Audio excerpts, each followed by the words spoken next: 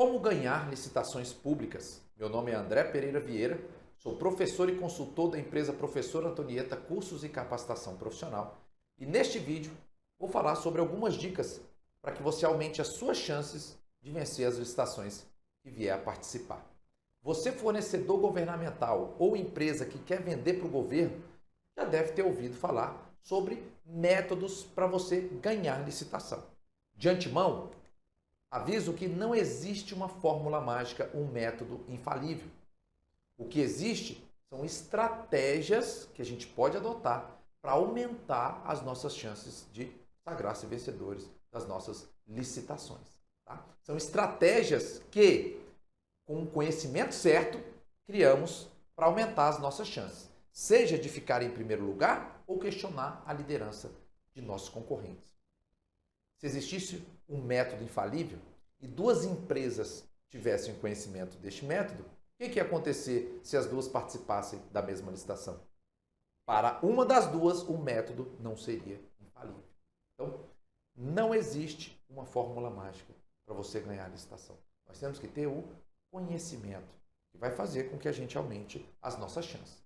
Licitação, ela é cara e também muito disputada. A administração pública gasta muito dinheiro e tempo para poder realizar um processo de contratação pública. Então, ela espera do lado fornecedor o quê? Uma seriedade e um produto ou um serviço que atenda de fato aos anseios da própria administração. Pode sair caro também para você, fornecedor. Por quê? Se você dimensionar mal uma proposta, você pode ter que arcar com aquele prejuízo ou aquele lucro ínfimo, que vai te dar mais trabalho do que retorno. Ou então, pode culminar em alguma sanção, caso você pratique algum ato ilegal que não tenha permissão dentro do edital de licitação. Então, pode ficar muito caro também a licitação para você, fornecedor. A maioria dos fornecedores pensa que o que foi publicado e todas as ações praticadas são válidas. Nem sempre. Nem todo edital está de acordo com a lei e nem toda ação praticada pelo pregoeiro, pela comissão de licitação, estão pautadas na legalidade. Existem momentos em que um ato praticado pela comissão de licitação ou pelo pregoeiro, ele vai de encontro à norma, ou seja, vai contra aquilo que a norma está dizendo. E se você não conhecer a regra, você pode ter um direito seu cerceado por aquele ato que foi praticado de forma ilegal pela própria administração. Então, editais são passíveis sim de serem questionados, de serem impugnados, exatamente porque pode haver alguma irregularidade. O que ganha licitação é preço, conhecimento e sorte. É a junção desses três fatores, não um método infalível qualquer. Para eu poder ser o primeiro colocado, a administração pública ela vai verificar dentro das opções que vão atender a sua real necessidade o menor preço. Muita gente se equivoca achando que a administração pública só vai contratar o menor preço daquilo e pronto. Não, ela primeiro define um padrão mínimo aceitável. E aí sim, dentro desse padrão mínimo, se a sua empresa se encaixar, você vai tentar disputar e a administração vai te contratar pelo menor preço. Você tem que ter o conhecimento para quê? Para que você amplie suas chances. Possa participar de mais licitações, tenha como analisar o edital de uma maneira mais rápida. Imagina você, fornecedor, pegando 10 editais por dia para analisar. Como saber qual é o mais vantajoso para a sua administração? Como saber já detectar algumas falhas, vícios que estejam, porventura, implícitos naquele edital? Se você tiver o conhecimento, você vai trabalhar de uma maneira mais eficiente. E tem que contar também um pouco com a sorte de ter, naquela licitação, você ser o menor preço em relação àquela disputa. Então, esses são os fatores que serão determinantes para que você seja o primeiro colocado em uma licitação pública. Importância da capacitação. A gente só vai ter o conhecimento necessário se a gente se capacitar, se a gente adquirir mais conhecimento sobre a licitação pública. Isso pode ser advindo de procedimentos de cada um, estudando por si só, fazendo treinamentos, fazendo cursos de capacitação. Porém, para eu ter estratégias mais assertivas, eu preciso de ter o conhecimento da licitação. Com esse conhecimento, eu vou saber dimensionar a minha proposta, não arriscando perder dinheiro. Vou saber identificar o uso correto da modalidade escolhida pela administração para não correr o risco de eu participar de um procedimento onde vai culminar numa anulação, que o órgão teria que fazer a licitação por outra modalidade. Eu vou saber também, com conhecimento, identificar pontos cruciais nos editais de licitação que influenciam na sua participação. Existem vários editais daquele meu objeto, por exemplo. Como saber qual melhor para eu participar, ou os melhores, já descartando aqueles que talvez não vão me trazer uma certa vantagem? Eu tenho que saber analisar esses pontos específicos do edital, saber como é que ele tem que ser confeccionado. Com isso, eu aumento aqui as chances de ter êxito na minha contratação. Saber defender seus direitos perante a administração. O conhecimento também te trará isso. Você vai conseguir saber defender o que de fato é seu. E não deixar que, talvez por um ato arbitrário, ou então até por desconhecimento, a administração pratique um ato que venha causar lesão à sua empresa. Então, a gente identificar os tipos de erros aceitáveis, que tipo de erro que eu posso cometer, que tipo de erro que o pregoeiro pode cometer, que tipo de erro que pode ser retificado, convalidado, que tipo de erro que vai culminar na finalização de um processo, na exclusão de um processo licitatório. Verificar rescisão contratual, quais são as hipóteses que a administração pode rescindir com a minha empresa, e não simplesmente ela rescindir. É uma cláusula exorbitante a rescisão, sim, porém tem que ter um aspecto legal. Com conhecimento, nós vamos saber também se a administração pública extinguiu, por exemplo, a licitação da maneira correta. Imagina você sendo vencedor da licitação, primeiro colocado, e a administração revoga. Como é que faz? Como é que nós vamos ficar? Poderia ter revogado a licitação? Não poderia? Ela extinguiu o processo. Você era o vencedor, você ia vender para a administração. Existem casos em que isso pode sim acontecer, mas requer uma motivação. E aí nós temos que identificar se a motivação feita pela administração pública está congruente com a norma, certo? E com conhecimento também vamos saber utilizar os tratamentos diferenciados, como por exemplo, Lei Complementar 123, microempresa e empresa de pequeno porte. As micro e pequenas empresas têm N vantagens nos procedimentos de licitação pública. Uma delas é a questão do empate. Se você empatar com uma outra empresa e você é uma micro ou uma pequena empresa, você vai ter preferência de contratação. Isso no empate real. Tem o empate ficto também. O que é o empate ficto? Você ficando até 5% acima do menor preço em um pregão ou até 10% acima do menor preço em uma outra modalidade de licitação, você tem a chance de ser o vencedor, mandando o lance final e único. Então, com isso, a gente pode criar estratégias também durante a sessão pública, por exemplo, do pregão eletrônico. Exemplos que nos mostram a necessidade de termos o conhecimento em licitação.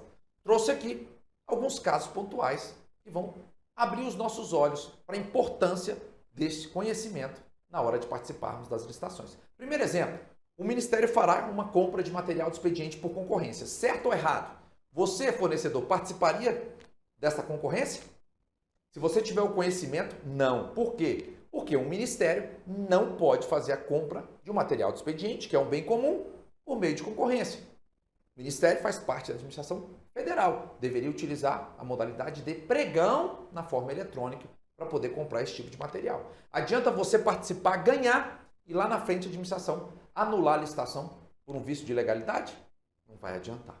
Então, um exemplo aqui do que o conhecimento vai te beneficiar. Segundo exemplo, sua proposta foi desclassificada por preço inexequível. E agora? Pode a administração me desclassificar por preço inexequível? Eu tenho alguma chance de reverter isso? Sim, sim. A administração pública, para poder extinguir ali uma proposta, para recusar uma proposta por preço inexequível, ela tem que dar primeiro a oportunidade do fornecedor demonstrar esta execuibilidade. Então tem que verificar se isso foi realmente feito no seu caso ou não.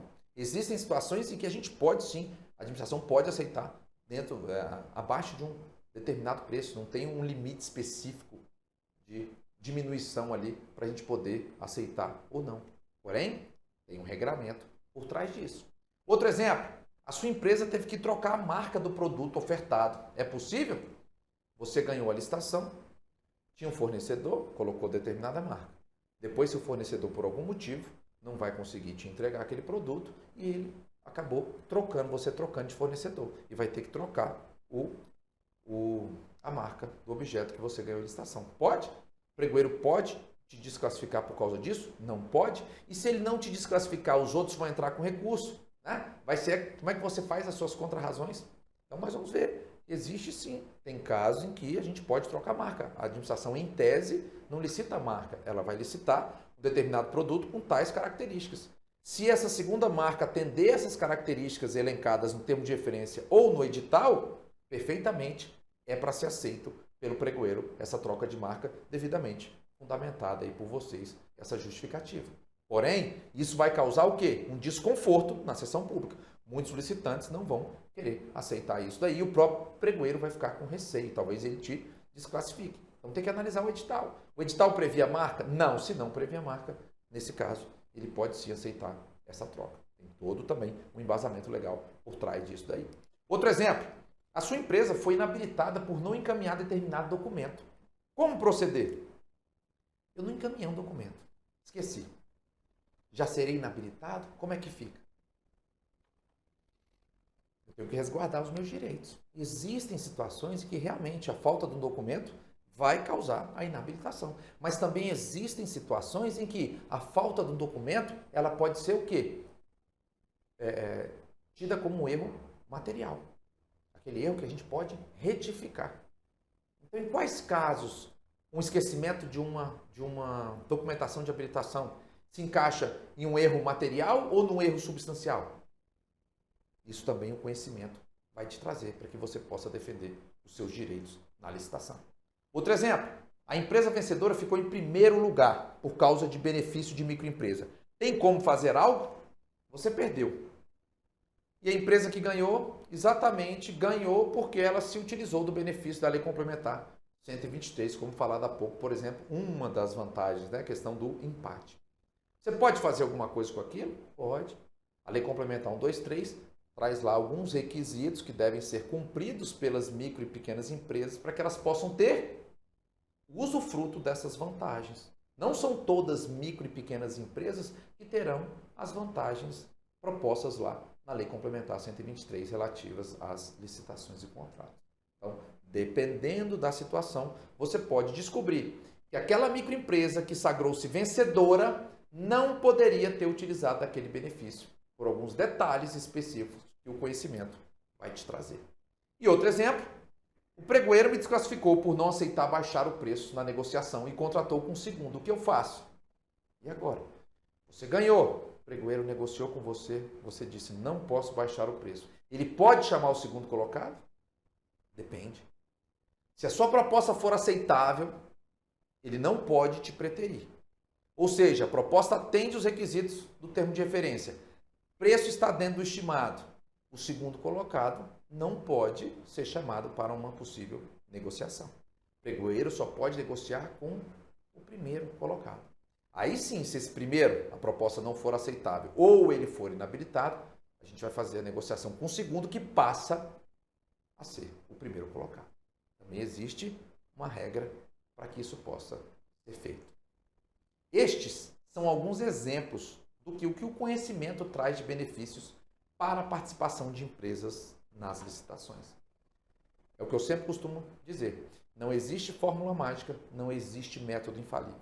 O que existe é o conhecimento necessário para você aumentar as suas chances de ganhar as licitações e diminuir as suas chances de ser punido por ter praticado algum ato, mesmo involuntário, mas que culminou em uma ilegalidade. Espero que tenham gostado. Fiquem com Deus e até um próximo vídeo.